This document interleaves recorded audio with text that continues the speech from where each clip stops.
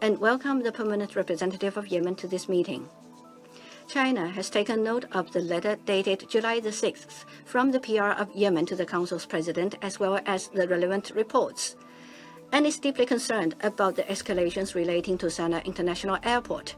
We have all along maintained that the sovereignty, security, and territorial integrity of all countries in the Middle East and the Gulf region, including Yemen, should be respected, that the purposes and principles of the UN Charter be upheld, and that civilians, humanitarian workers, and civilian targets be protected.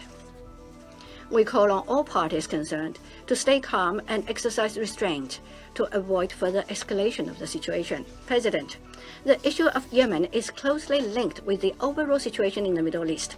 With the current situation in the Middle East remaining tense, the international community must strengthen unity and collaboration, forge synergy to promote peace, and jointly safeguard the peace process in the Middle East. I will highlight 3 points. First, maximum restraint must be exercised to avoid escalation.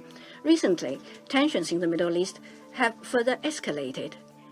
The ceasefire agreement between the United States and Iran are under challenge. This is deeply worrisome.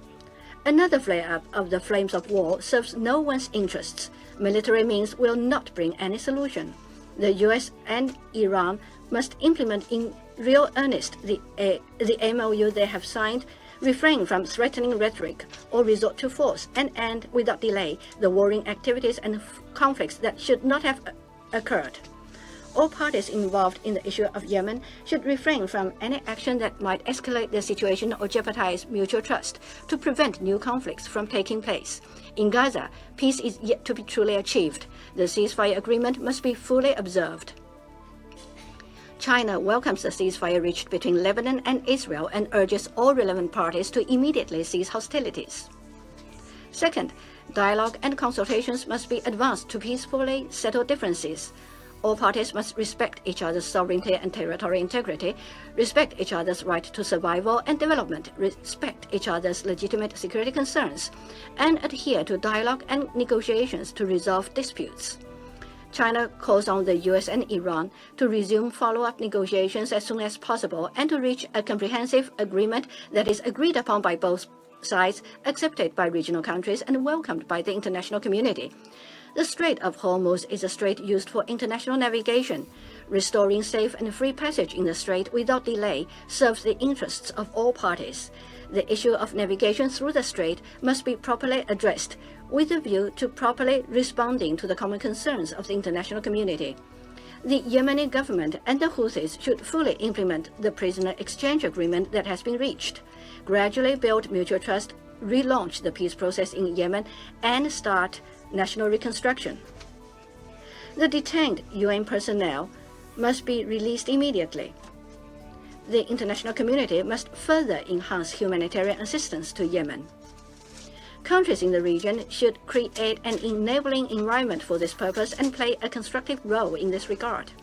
Third, peaceful coexistence must be adhered to and common security be built.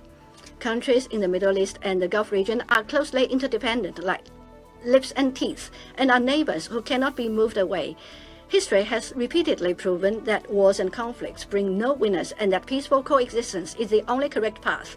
The international community should respect the history and cultural conditions of the Middle East, support region countries in maintaining strategic autonomy and improving mutual relations, to replace confrontation with cooperation, resolve long-standing grievances through reconciliation, and promote a common, comprehensive, cooperative, and sustainable security architecture in the Middle East and the Gulf region, so that the region can completely break free from the historical fate of repeated conflicts and truly achieve lasting peace.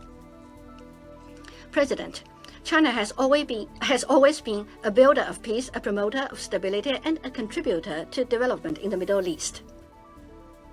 We will uphold the 4 propositions put forward by President Xi Jinping on maintaining and promoting peace and stability in the Middle East, work together with all parties, and make unremitting efforts to find a political solution to the hotspot issues in the Middle East and achieve lasting peace and stability in the region. Thank you, President.